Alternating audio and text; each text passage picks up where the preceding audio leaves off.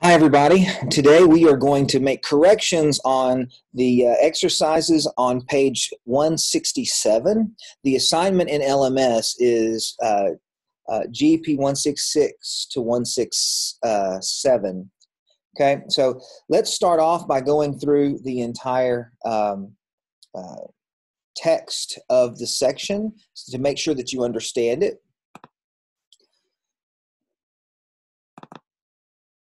Okay. We are talking about usage and diction. All right. It says, good writing is clear, concise, and correct. You cannot write well unless you choose every word carefully. This unit will help you learn to choose words which give clarity, conciseness, and correctness to your writing so that you can communicate your ideas effectively. To be a good writer, you must be familiar with the commonly recognized levels of usage. Okay, there are two levels of usage: standard and non-standard. I'm going to get a piece of paper and kind of discuss the relationship between standard and non-standard a bit as we go along. So let's start two headers: standard usage, and non-standard usage. Okay? Standard English has two major divisions. You have formal and informal. Okay? So you got formal and informal. They're both correct. Standard English, although in certain situations one would be preferred over the other. So in formal English, that is the most correct form of English. It's highly polished.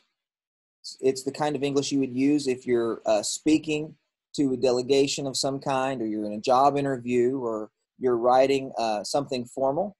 So as a rule, formal writing and speech, here's some examples: official declarations, petitions, business letters, letters of condolence, serious essays and books, and any other form of learned writing or speech. They should incorporate formal usage. When you're on your very best language behavior, that would be considered formal usage. Okay. Here's an example of formal usage: I shall accept his invitation. Or the apartments have not yet been completed. Mr. Potter will return momentarily. And those illustrations are indeed fascinating.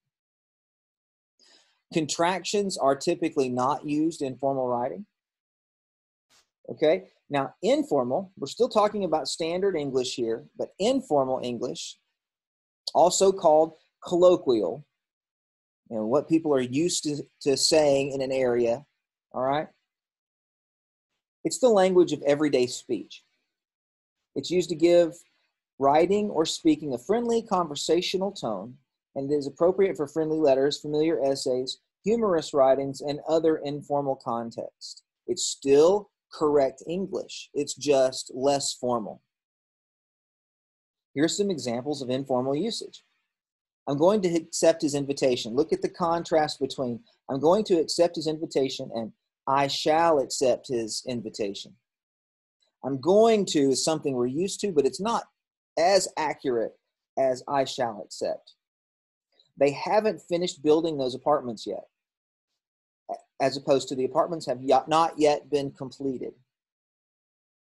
Or Mr. Potter's coming back really soon, as opposed to Mr. Potter will return momentarily. You sit up a little straighter when you use formal English, I think. Those pictures are terrific versus those illustrations are indeed fascinating. All right. Again, formal and informal are still considered correct English. It's just one is used when language and intelligence is important. The other is used in conversation. Now, we have a third type, non-standard. Okay. Non-standard or substandard, meaning below what would be the minimum for standard English. It's careless speaking or writing that makes an individual appear uneducated. This English is incorrect. Okay? Informal is still correct. It just might not be as formal as business-like or as perfect as formal English. But non-standard English is incorrect. It's filled with grammatical errors and slang. You should avoid substandard English in your conversation, and the only time you should use it is when you're writing to depict a conversation of uneducated characters in a work of fiction. Here are some examples of substandard usage. I'm going to accept his invite. Them apartments ain't done yet. Potter will be back in a sec. Them pictures is real cool. You have to say it with a drawl.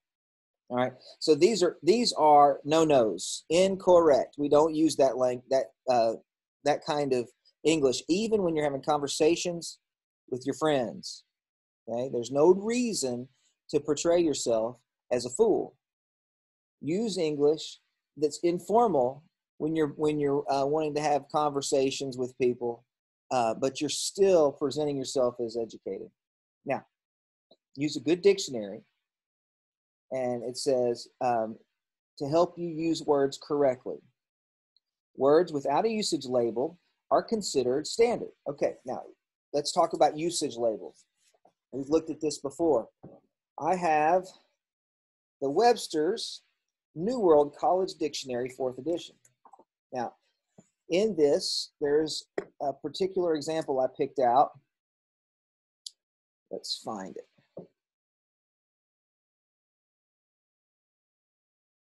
Specifically, I want to look at eyeball. All right. You see it right there? Eyeball. There are a couple of definitions here. The ball-shaped part of the eye enclosed by the socket and eyelids. Okay. You see, there is no usage label here for this definition. It just says it's a noun, and then it tells you what it is. So in formal language, you can say eyeball, and we know that you're talking about the round ball-shaped part of the eye enclosed by the socket and eyelids. Okay, so your literal eyeball. But there's an informal definition of eyeball: to observe, examine, measure visually. So you've heard people say, how are you going to know how that these things are 6 feet apart? And then your answer is, well, I'm just going to eyeball it.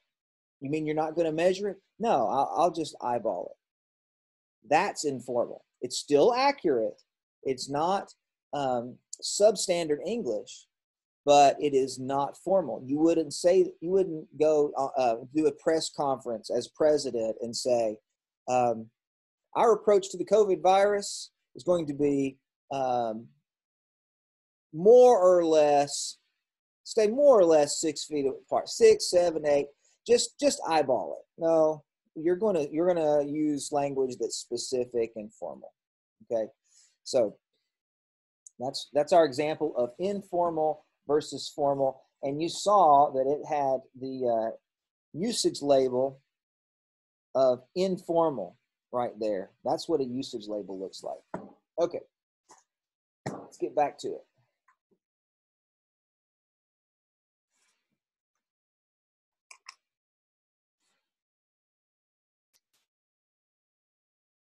Okay. Some dictionaries even include a formal label. Ours didn't. It was just blank. But we knew that meant that it was formal. These words would be most appropriate in formal setting. Notice from the following entry, when awful is used as an adjective to mean extremely bad or commanding awe. It has no label or note and therefore may be considered standard English, appropriate for both formal and informal settings. However, to use awful as an adverb, meaning extremely, very, it's considered informal and would be out of place in formal writing. It says, note the examples given on the next page. Here is the entry. Let me get a little closer for you. So awful, adjective, extremely bad or unpleasant, terrible. That does not have a usage label, so it's just fine to use that in formal language.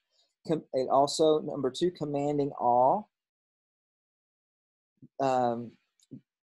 This sea, whose gently awful strings seem to speak of some hidden soul beneath.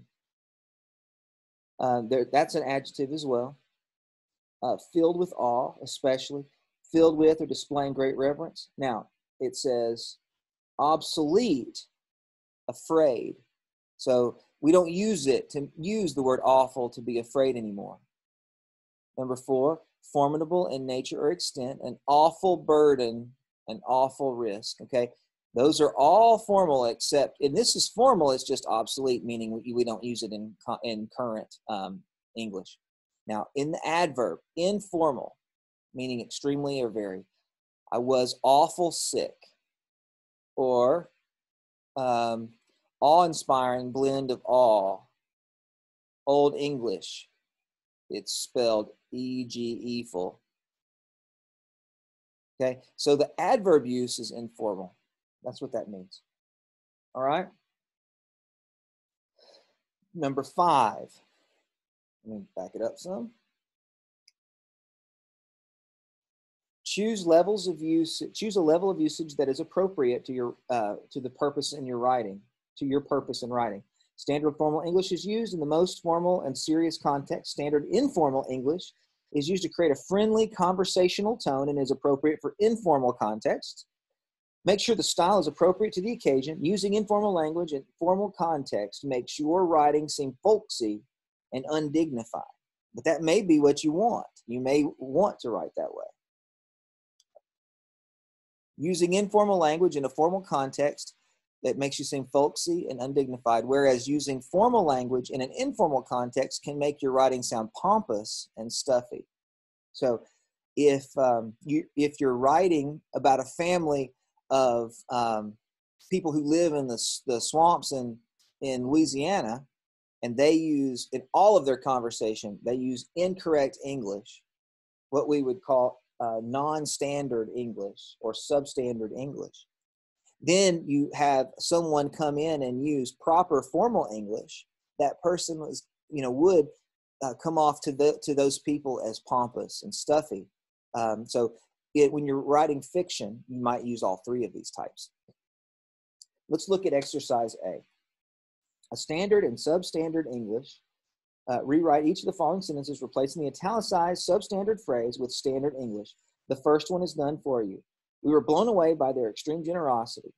Well, we were blown away has been changed to a formal standard English. We are really surprised by their extreme generosity. Let's do another one here. I'm sorry, I ain't never been there. Well, to make it quite formal, you might say, I apologize. I have never been there.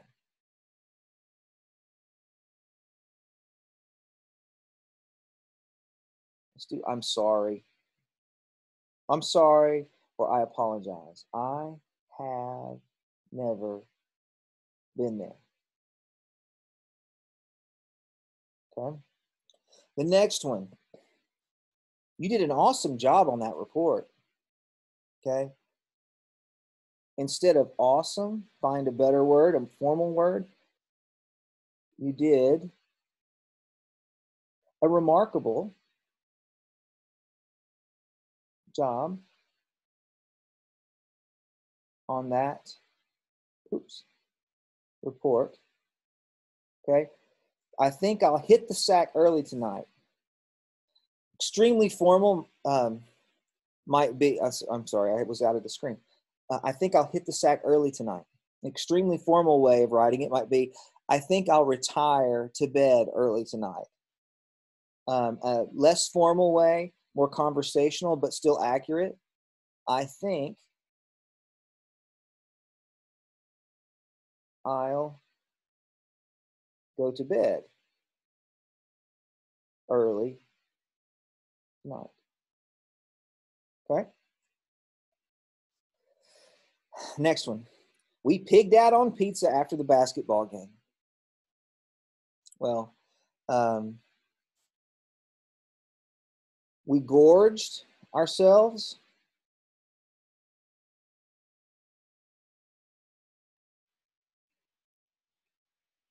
On pizza.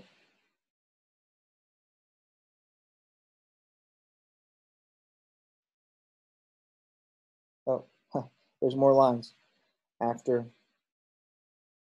the basketball game.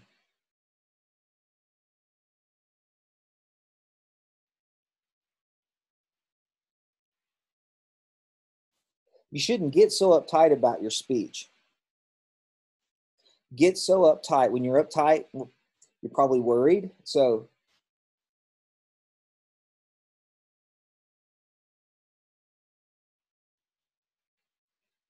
you shouldn't be so worried, or maybe you shouldn't worry so much or worry about.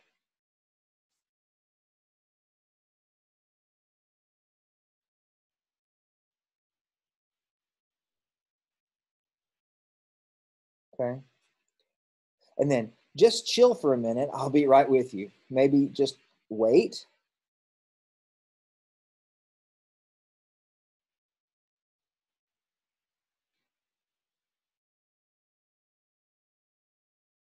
Just wait for a minute. Actually, a better word for that, because chill implies this, is just relax for a minute.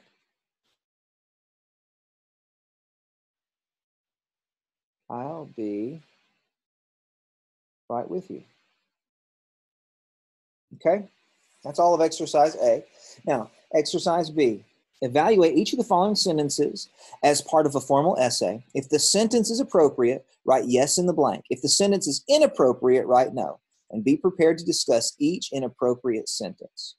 Okay, so we're looking for appropriate versus inappropriate. Okay, so if the sentence is appropriate, write yes.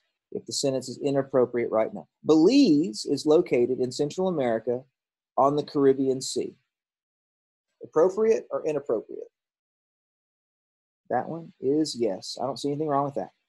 Its capital, comma, Belmopan, comma, is one huge city. Well, personally, I don't think huge is the right word. We're looking for as part of a formal essay. I would not say huge in a formal essay. I would say large or enormous. I wouldn't say one huge. Its capital, Belmopan, is an enormous city, maybe. Okay, so that's a no. This beautiful country is bordered by Mexico and Guatemala. Sounds yes to me. Formal essay, yep. Since Belize is close to the equator, it is really hot there. Well, I think you could do much better than really hot. So no on that one. Number 5, for many years, Britain and Spain fought a lot about who owned this land. Fought a lot, I don't believe is right. Perhaps they battled. Belize is now a parliamentary democracy governed by a prime minister. I see no problem with that. That's a yes. The country's chief exports are sugar, citrus fruits, and fish. I say that's a yes. Let me check the book for a second to make sure. Yep, okay. They say that clothing and wood are other important exports. Okay, that's wrong in many ways, but they say in the formal essay is a no way. I mean, without context, this could be okay if you corrected they say, I suppose, if you had just listed all of these. But okay, so but they say is never appropriate in a formal essay. I've heard that English is the official language of Belize. Well, if you're writing a formal essay, you don't hear things. You have to base it on research and things that you know. So that's a no. Tourism is an industry that is becoming increasingly important. That's a yes. That sounds great. The scenery there in Belize is great. Okay, the scenery there in Belize is way too conversational. What might you say? In Belize, the scenery is beautiful. Or Belize is known for beautiful scenery. That is a no. Visitors to Belize may visit many ancient Mayan ruins. That is wonderfully good. The visitors to Belize. Okay, so those are the answers to this. I want you to, somewhere on your paper, write the word island. So I know you got all the way to the end of the assignment, all right? Thank you very much. You guys get that those all corrected and turned in. And I will look forward to talking to you again in another video tomorrow. Thank you. Have a great day.